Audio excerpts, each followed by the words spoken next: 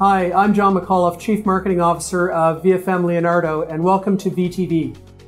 VTV has been produced for hotel e-commerce, marketing, and sales professionals to provide insights, knowledge, and learnings from industry experts on how to extract more value from a hotel's presence on the internet.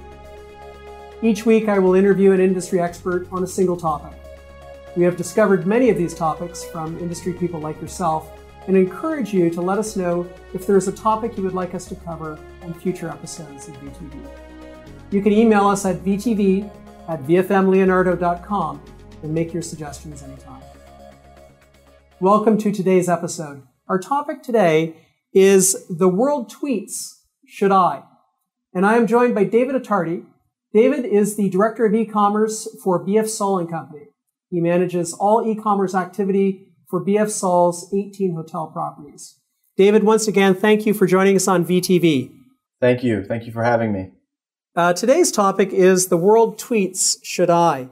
It seems to me that social media is on every hotelier's minds these days. In fact, probably everyone's mind these days. And I know that you are using social media quite effectively in your online strategies. In your opinion, should hoteliers focus a lot of effort on social media? And what is the value and how much effort should they spend on this activity? Well, but before we get into that, I just think can you imagine 5 years ago having a conversation about the world tweets, should I? I just think it's interesting where we've come and how we've gotten here. I didn't even know what the word tweet was 5 years ago. Right, exactly. But no, to answer your question, I think there is a place for hoteliers and marketers inside of social media, and I think speaking of tweets, I think Twitter is something that we definitely need to have on our radar screen. For us, I think we got to put it in its place. You know, it's not our core focus. It's not the blocking and tackling of what we do. But it's got to be. It can't be ignored as an important part of our coordinated strategy and our coordinated focus on merchandising our hotels online. You know, we use such sites as as Facebook and Flickr and YouTube and Twitter to do a couple of things. One, like I said, is to supplement what we're doing in our primary efforts. Whether it be through our search engine marketing or internet marketing and email campaigns, or it be to activate and engage our brand advocates, which I think is really the value of social sites. Is, we have this group of people that we'll call brand advocates, which is people that will recommend your hotel to others. I think what these sites do beautifully is it gives them an online community to talk to each other, but also to reach out and help you tell your story. So, the question is, how do you do that using these sites? And I think part of the answer is engaging them via fan groups or social groups online, whether it be through file share, photo sharing, through communicating directly to them through messaging, offering them specials because they follow you on Twitter or they're a fan of your hotel on Facebook. Activating those people that are coming anyway, because that's your bread and butter. And if you can use these sites, which are predominantly, it's just a matter of time. It's not really, they're not much money. If you can use these sites to activate them and get them excited and help them engage them in a way that helps them sell your hotel for you, I think that's the real value of these sites. But again, I don't know. It seems like Facebook is pretty sustainable and has been around for a little while, and it seems like it might stick around for a while. Twitter, I'm less convinced about. I think they got to find a model to make some money.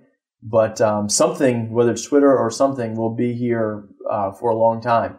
And right now, it's too popular and it's too easy for us to ignore. So I think an easy way to engage it is just to use it as a way to communicate to people out there that are staying with you and excited about your hotel already, and get them even more excited and get them to get other people excited as a way to supplement what you're doing and your X's and O's online marketing strategies. Right.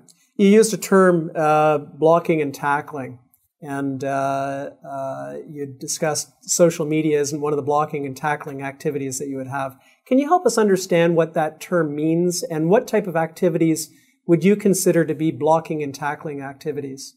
Sure. I mean, by that, I just mean kind of the basics, the very fundamentals of online marketing, and that is a number of different things. That includes having a web presence, whether it be on a brand site or an independent website that is well optimized so that people are finding your hotel rooms through optimization, through content and copy and tags, title tagging and linking partnerships and things like that. Supplementing that with coordinated and strategic email campaigns that aren't really in this this sort of email blast mentality where it's just quantity over quality, or the shotgun approach, as our buddies in college used to call that. But it's really focused. It's emailing out value added offers that to a very specific and very targeted email recipient list that is opted in, and they want to hear from you, and they hear from you in a way that is consistent in message, but also look and feel to wherever else they're finding you. So it's email, it's search engine marketing, search engine optimization, building your inbound links and your reciprocal links with other websites and linking partnerships.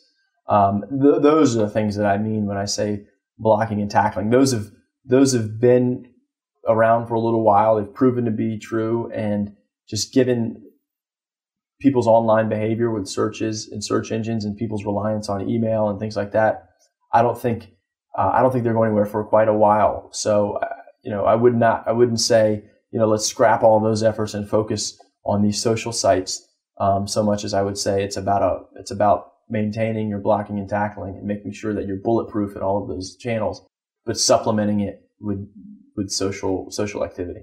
Right. A lot of the blocking, tackling activities that you talked about were those activities that you would use to drive visits to your site. Are there any blocking and tackling activities that you would use to influence shoppers from the point that they visit your site to the point where they are booking on either your site or another site? We always, again, we're storytellers, right? I mean, we're always trying to tell stories of our hotel in a way that is engaging to a user. It's intuitive to a user. It's not intimidating, and in a way that inspires them or motivates them, and where they feel like that's the hotel for them for whatever they're doing. So we want to create across all different channels, across all different web presences, consistency and high quality across all those channels, and that's through copy. Highlighting your top amenities, highlighting your location, highlighting your excellent service in text, so that they can read about it in a way that's concise. People don't read much anymore on websites, so maybe it's a bullet point list or something that gets their attention. It's something that will actually be read by them, but also having top quality, consistent media such as still photography and video to get people to learn more about your hotel, to learn more about the area through those videos, through those photos, so that they're on your site longer. They're hitting different pages, and you're all the while, you're always funneling people to a place where they can make a reservation. People may hit your website on the homepage, feel like they have all the information they need and want to book directly. So how do they book from there? So it's important to have booking always readily and immediately accessible. Other guests, it may take a much more deeper experience for them through page views of a couple different pages, or flipping through the photo gallery of 5 or 10 pictures, or watching a video. But whenever they're ready, you need to funnel them to a place where they can book. David, it sounds like, and I know that you're quite successful in your social media activities, but it sounds like your advice for your peers would be make sure that you're covering the basics first, and that is how people can find your website, and then how you can actually influence and tell your story to them before you start engaging in a tremendous amount of social media activities.